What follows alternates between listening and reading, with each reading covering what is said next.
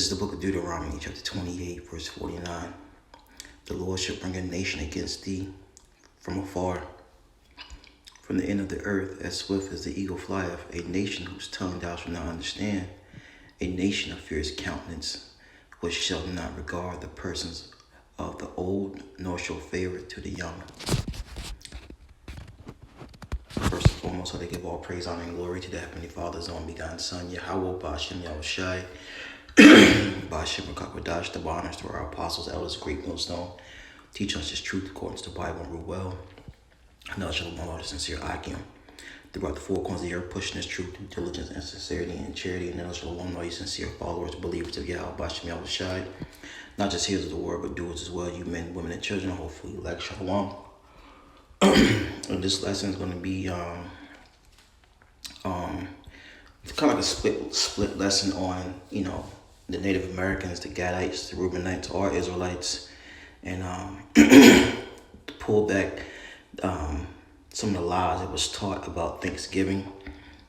Okay, and this video goes into it. We're gonna grab some precepts, Lord willing, lessons, edifying, and wrap it on up. November, a story is taught to America's school children. It goes like this.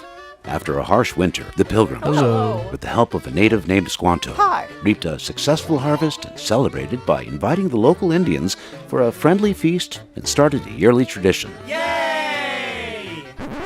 Almost every part of this story is historically inaccurate, and it's time to clear up the myths and lies surrounding the story of Thanksgiving.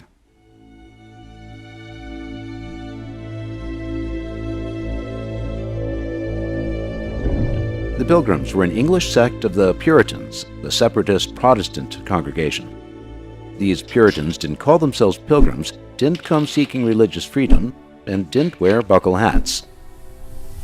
By the time of the Pilgrims' arrival in 1620, 2/3 of Massachusetts' indigenous tribes had already been killed by new diseases brought by British explorers or kidnapped into the European slave trade.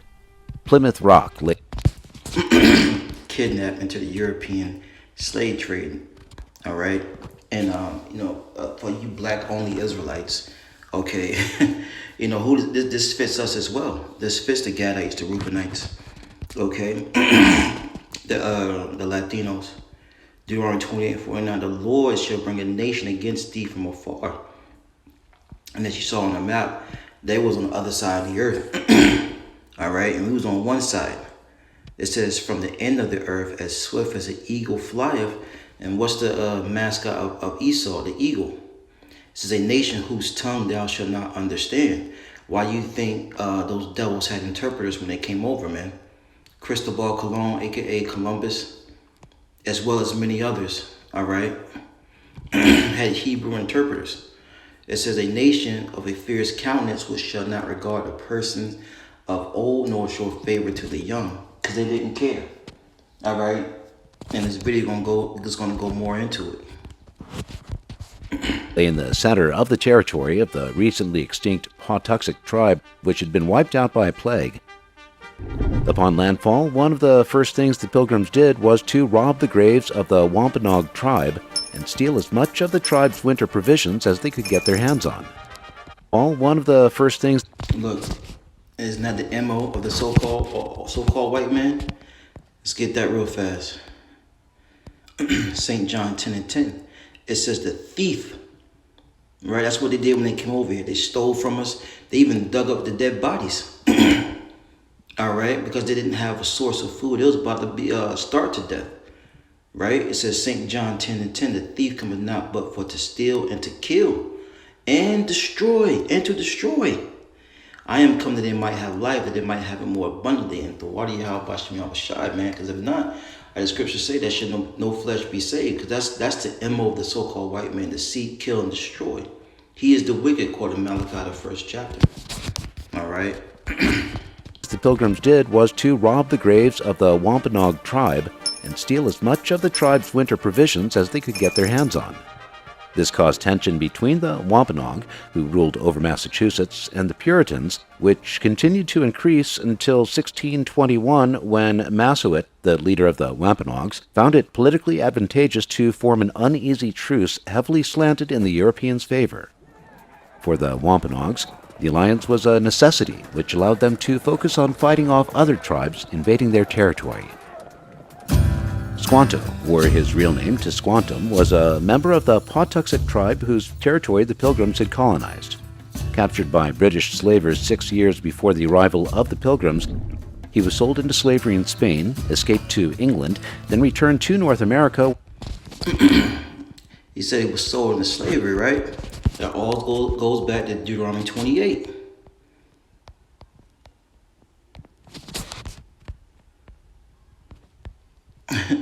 All right. Deuteronomy 28 and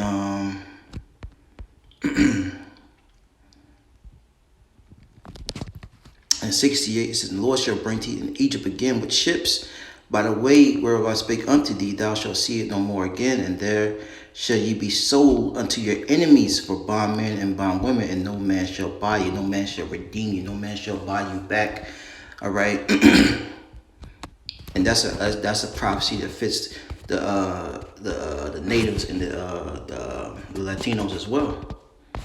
Where he worked with British merchants seeking to exploit Newfoundland. He eventually returned to New England to find his entire tribe dead, and the Pilgrims living in what had been his tribe's summer village. Tisquantum would become the key for survival of the Puritans as he showed them how to plant and fertilize corn and other native vegetables, where to fish, and how to communicate with natives. The Feast of 1621, which we think of as the first Thanksgiving, was not an annual dinner, but rather a celebration of a successful harvest after a harsh winter. A letter written by one of the 50 Puritans at the dinner, Edward Winslow, recounts that they survived this winter because of the Wampanoags, but didn't see them as equals and didn't invite the natives to the feast. Didn't see us as equals, right? But here it is, we saved your lives, but here it is, you don't see us as equals. That's the devil for you, man. That's the devil for you. Right? 3/4 of a person in their constitution, something like that, you know. But anyways. During the celebration, the Puritans fired off muskets and cannons for sport, which put the Wampanoags on full alert. 90 armed natives marched to Plymouth to see what was happening, and they stayed to make sure the British weren't planning anything violent. The eventual feast was not one of thanks and respect, but one of distrust and aggressive action. Another, quote, Thanksgiving would only come 16 years later when the Puritans were celebrating their recent massacre of the Pequot tribe. Yay! Even this wasn't what we think of as Thanksgiving today, but instead a day-long Puritan fast in remembrance of God. And that's the thing. All right, that's the thing. All right, this whole holiday is based upon the celebration of taking us down. Taking the tribes down, man. And you Israelites, so-called Negroes, Latinos, and Native Americans should not be partaking in that. If you're a so-called Negro, you shouldn't be partaking in this pagan holiday because it's taking down your brother. All right, you Latinos shouldn't be partaking of this because it's taking of your so-called brother down. It's a celebration, man. All right. Let's get one more.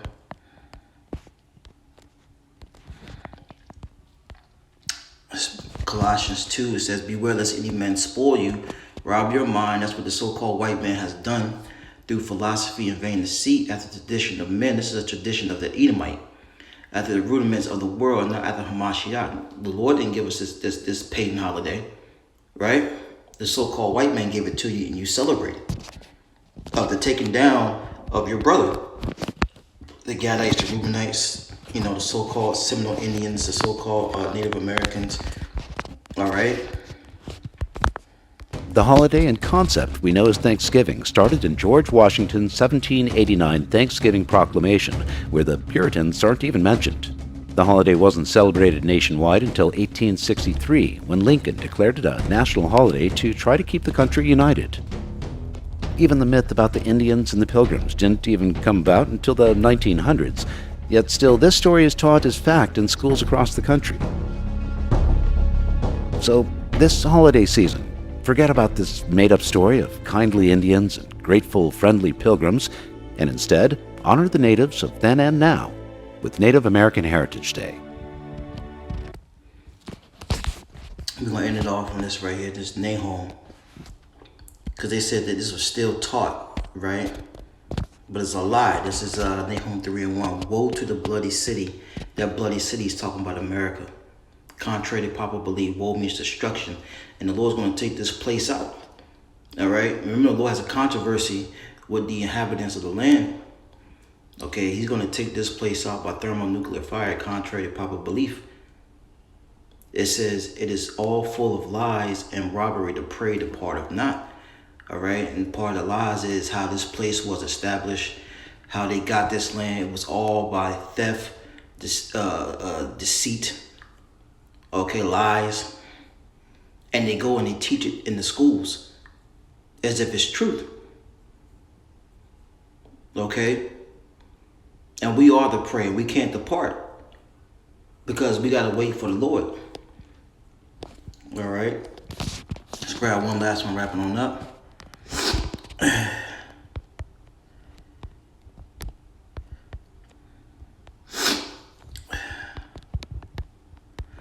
This is Genesis 49:19. It says, Gad, a troop shall overcome him, but he shall overcome at the last. That's right. And those troops did overcome us. But guess what? We're going to have the last laugh. We shall overcome in the last, and we're in the last days. Okay? He that leadeth into captivity shall go into captivity. And that's what these devils are afraid about. So this is just a quick hit. Lord willing, that's what edifying. Next time I say shalom.